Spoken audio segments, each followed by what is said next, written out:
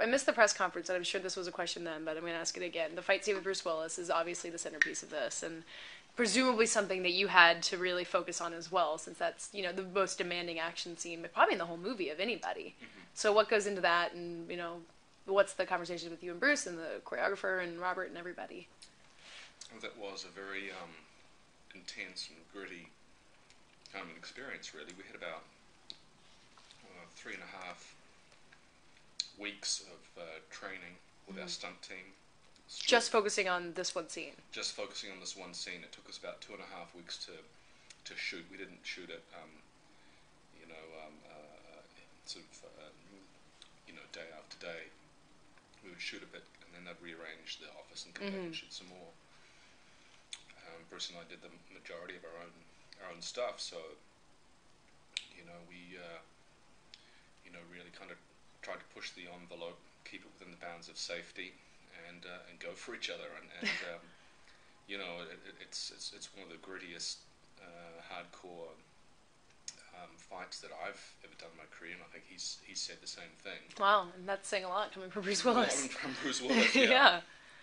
Yeah, I mean, when you preparing for something that's that much grittier, like what is that you've done plenty of action before, but what is that added level in that, in terms of training or mental preparedness, or how to act through it? We just have to take it to the next level, and that's what we did. And thankfully, we had really wonderful support in the stunt team. They were guys who did Sherlock Holmes, so that's got plenty of hand to hand. Oh my God! Yeah, excellent. And it was just about a daily routine of getting in there, and like you would do a gym workout or something. It was, we would do fight training, start with the basics, and at one point they showed me what the end game was, and that's like a mixed martial arts, which is kind of the style of what the fight is in many ways. And it was to choke your opponent out, knock him out. And they showed me what the end game was by choking me out.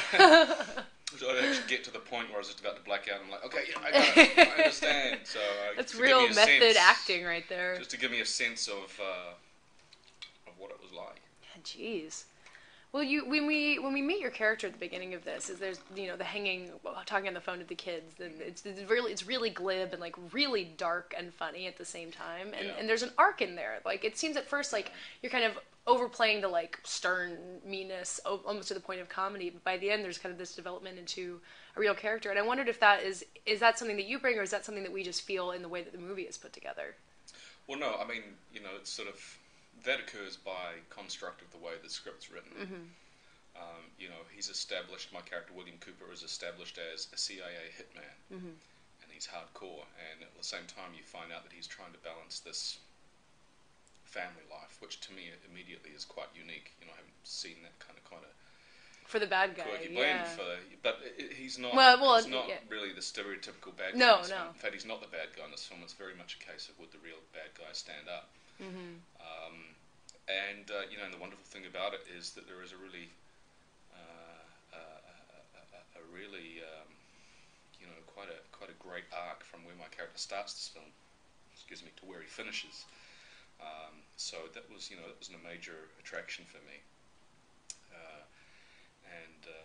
Getting to work with the likes of Bruce and Helen and John and Ernest Borgnine.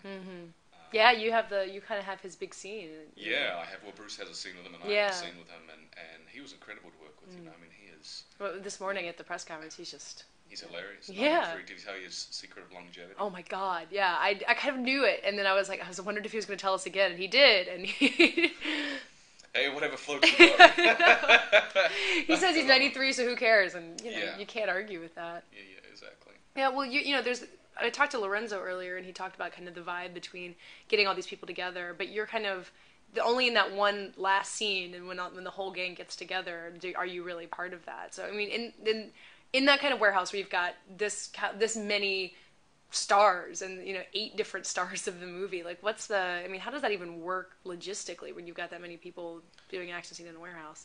Yeah, well, I mean, I think that was pretty atypical of the entire shoot. It was a very ambitious shoot in nature, and certainly in a scene like that where you have everybody on deck. It took us a good 4 or 5 days to shoot that sequence. Because everybody gets their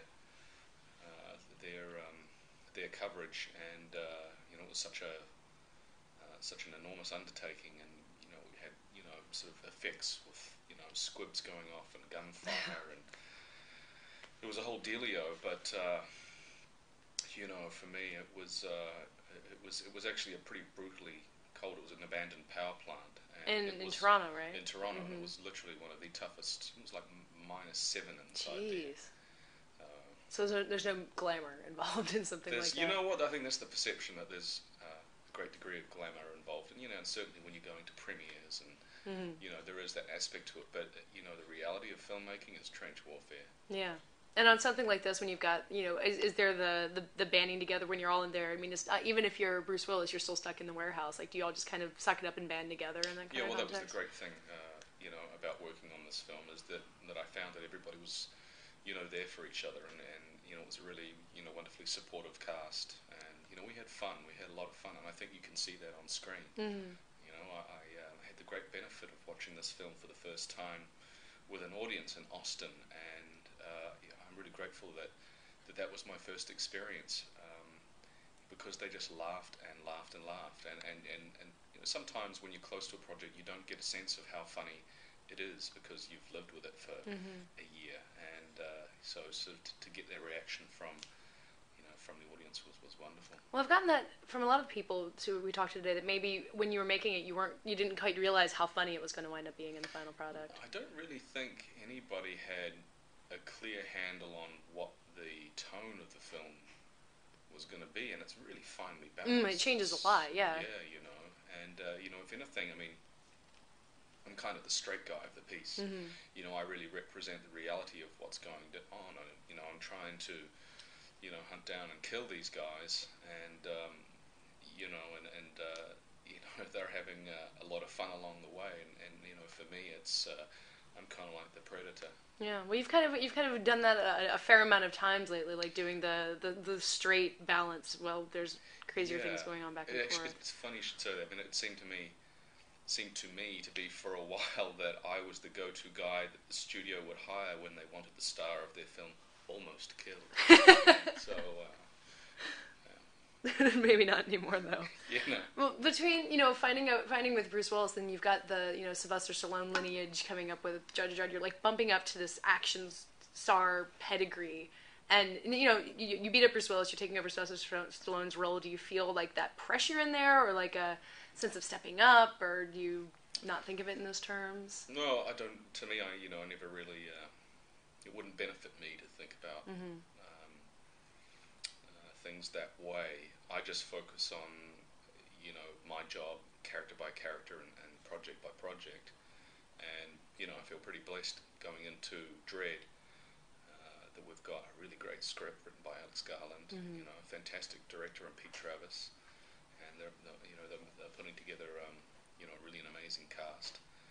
And we have the support of John Wagner, who created the character in '77, and we're going to be, our film is not in no way, shape, or form related to the version that Mr. Stallone did, who even by his own admission in an interview said that he felt that it was a missed opportunity.